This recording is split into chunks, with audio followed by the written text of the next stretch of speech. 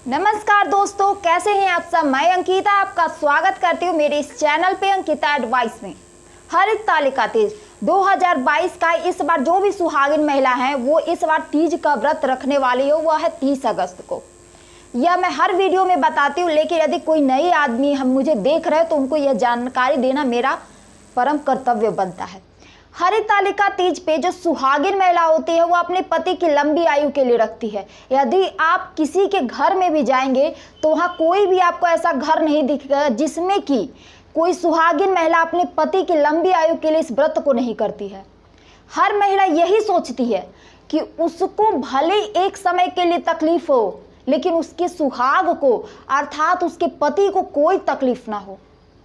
सभी लोग चाहते हैं कि मुझे भले कुछ हो जाए लेकिन मेरे पति की आयु लंबी हो, और इसी कारण सच्चे मन से जो भी सुहागिन महिलाएं होती है वह भूखी प्यासी रह के 24 घंटों तक अपने पति की लंबी आयु के लिए इस व्रत को करती है। और कुंवारी कन्या इसलिए करती है ताकि उसको एक अच्छा पति मिले, इसलिए इस व्रत को करती है। लेकिन आपसे हमेशा यह कहा जाता है कि यदि आप व्रत कर रही हैं तो आपको कुछ चीज़ों को दान देना बेहद ज़रूरी है।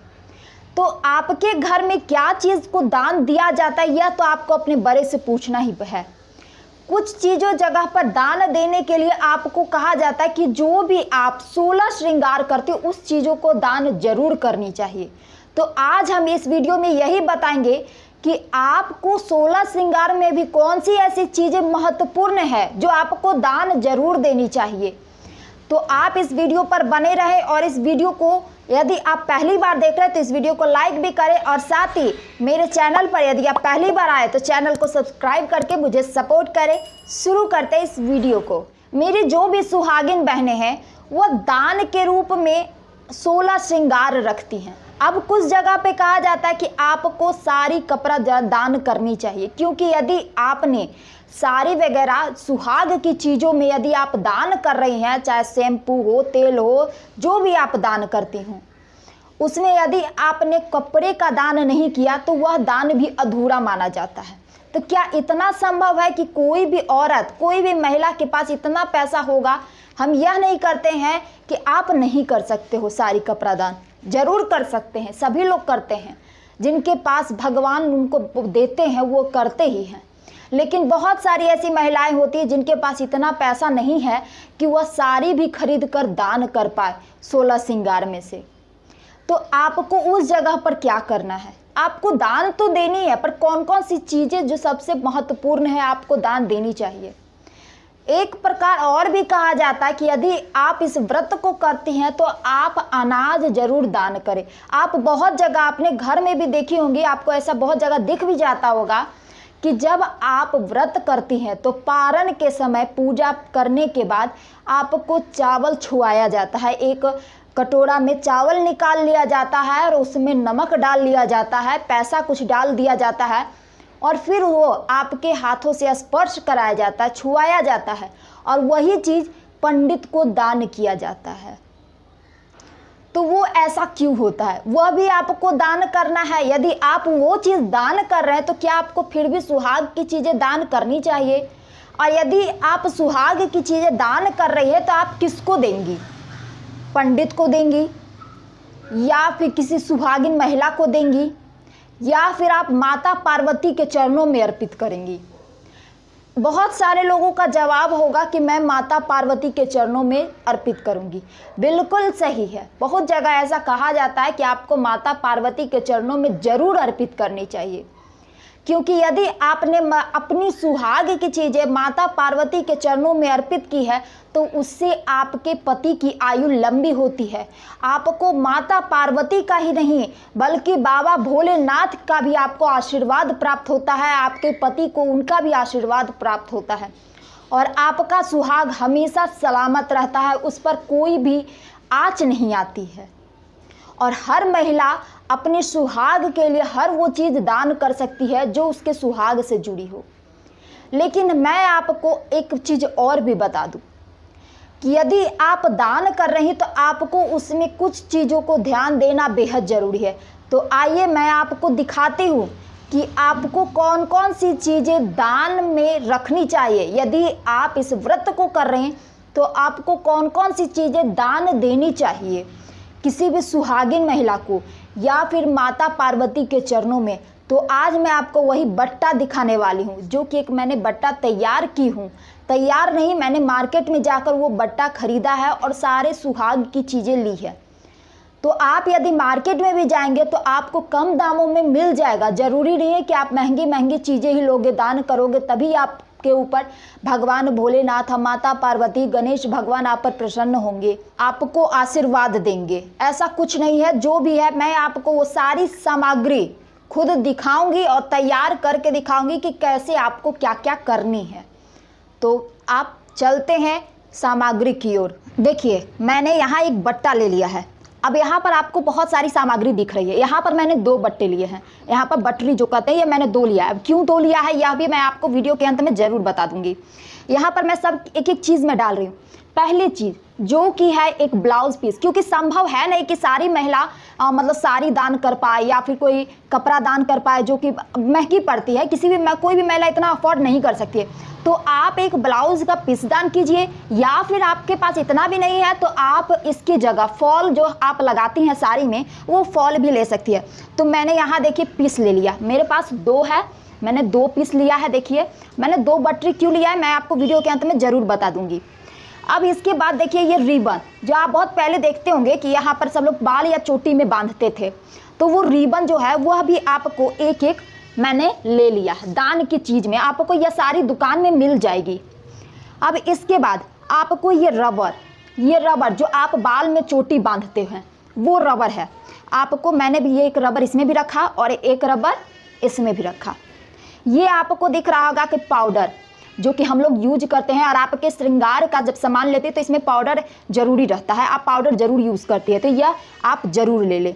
ज़्यादा नहीं पड़ेगा। ये सारी चीज़ें जो आपको मैं दिखा रही हूँ ये 10 रुपये की है। यदि आपको ये प्राइस दिख रही होगी, आपको शो हो रही होगी, तो 10 रुपये की जरूर शो हो रही होगी। मैं 10 रुपये की चीज़ है, ज़्यादा महंगी नहीं। इतना भी मेरे पास पैसा है नहीं कि मैं लूँ, सब वही है, 10 रुपये की चीज़ है। यहाँ पर मैंने ये ले ली। अब बारी है तेल की। आप बाल में तेल जरूर लगाती हैं, तो ये भी देखिए इसका भी दाम है मात्र 10 रुपया। आपको लग रहा होगा छोटी छोटी चीज़ है, ज़्यादा महंगी नहीं है, कोई भी सुहागिन महिला इस चीज़ को ले सकती है। तो यह तेल हो गया, आप तेल भी ले लीजिएगा। अब आते हैं, देखिए ये कंघी। बाल में तो हमेशा सुहागिन महिला कंघी लगाती है, झाड़ती है। कंघी बिना तो वैसे भी अधूरी है, हमेशा बाल संवारना एक सुहागिन महिला का ही है। तो ये एक कंघी है जो कि आपको दान में ज़रूर लेनी चाहिए। ये भी 10 रुपये की है, तो 10-10 रुपये की मैंने 2 ली है। अब आते हैं चूड़ी। मैंने यहाँ चूड़ी ली है, ये मुझे पड़ गई है 25 रुपये की, मैं झूठ नहीं बताऊंगी, 25 रुपये की मुझे ये पड़ी है। तो मैंने यहाँ एक चूड़ी ली है, चूड़ी का डब्बा ही लिया है। आप यदि आपको लग रहा है कि आपके पास इतना भी नहीं है, तो आप चूड़ी जब लेती हैं तो इसमें से जो पीस रहता है, जितने पीस इसमें है उसमें का आधा आप यूज कर सकते हैं, 4 या 5 संख्या जो भी हो, लेकिन 5-6 चूड़ी आप वो भी दान कर सकती हैं। खुला हुआ चूड़ी भी आपको मार्केट में मिल जाएगा, लेकिन मैंने डब्बा ही यूज़ किया है, तो मैंने चूड़ी का डब्बा ही लिया है। आप 4-5 गिन कर भी डाल सकती हैं दान के लिए। मैंने दोनों में चूड़ी रख दी। अब ये आलता, हर सुहागिन महिला आलता तो ज़रूर यूज़ करती है, तो वो आपको आलता भी इसमें दान के लिए लेनी है। वो भी मैंने ये जो लिया यह भी 10 रुपये की है। यहाँ पर आपको जितने चीज़ दिख रहे हैं ना, वो सारे दाम उसके 10 रुपये हैं, उससे ज़्यादा का नहीं है, बस 10-10 रुपये की चीज़ है। अब यहाँ पर नेल पॉलिश, हर सुहागिन महिला अपने सजने संवरने की जो चीज़ें होती है, सजने संवरने की जो चीज़ें होती है उसमें नेल पॉलिश भी यूज करती है, तो वो नेल पॉलिश मैंने ले ली है। ये भी वही दाम की है। तो मैं दाम इसलिए बता रही हूँ क्योंकि कभी कभी लगता है कि बहुत महंगी चीज़ है, कैसे मैं लूँगी इतनी महंगी चीज़। नहीं, ऐसा कुछ नहीं है। मैंने दोनों में नेल पॉलिश देखिए रख दिया है।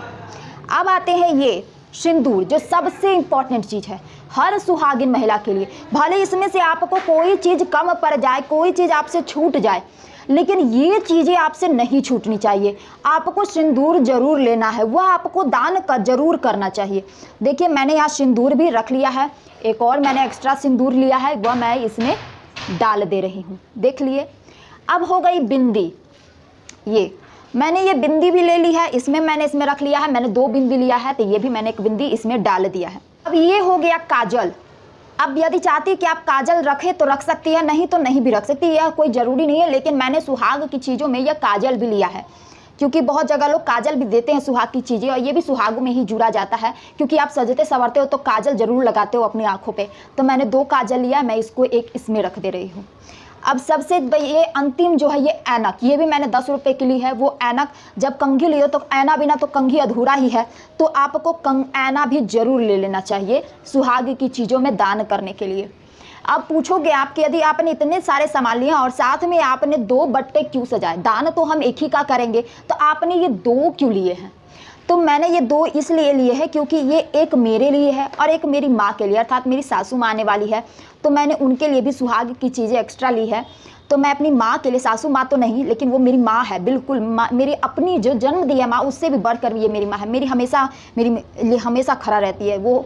अब अपने घर घर की बात हुई, लेकिन मैं ये 2 चीज़ें इसलिए ली हूँ क्योंकि एक मैं यदि दान करूँगी तो एक मेरी माँ दान करेगी, इसलिए मैंने 2 चीज़ों ली है।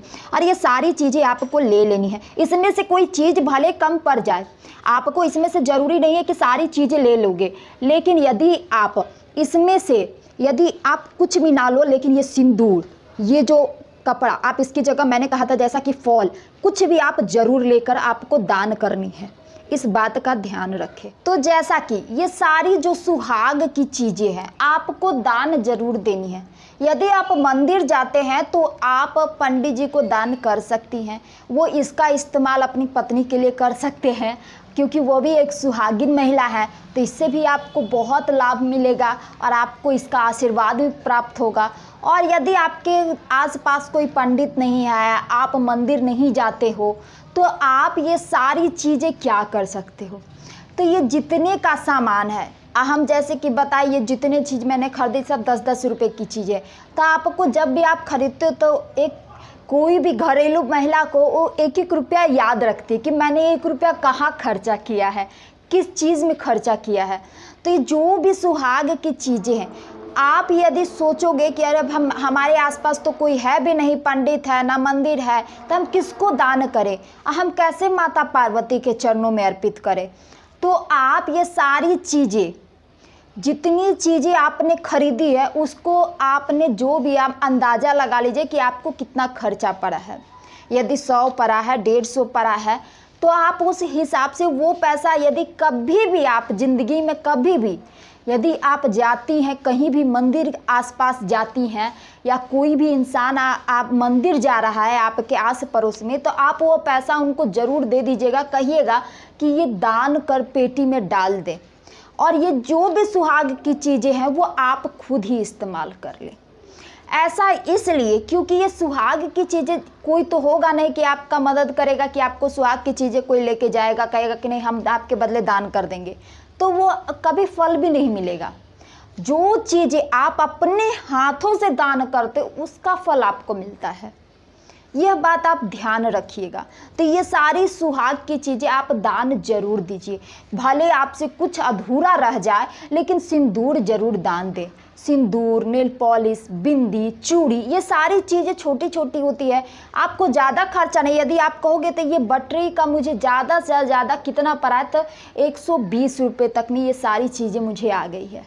सच्चाई है, ऐसी ही है। आप कहीं भी जाओगे तो यह मैंने खुले में 120 का लिया है, नहीं तो इसका बंद पैकेट भी आ रहा था। मैंने मार्केट में पूछा था तो उसने कहा कि आपको वह 70 रुपये तक में पड़ जाएगी, लेकिन मैंने एक्स्ट्रा ये सारी चीज़ें ली है, कही कि नहीं मैं दान करूँगी तो कोई उसको यूज़ करेगा, पहनेगा, तो इससे तो मेरे ही पति की आयु लंबी होगी ना।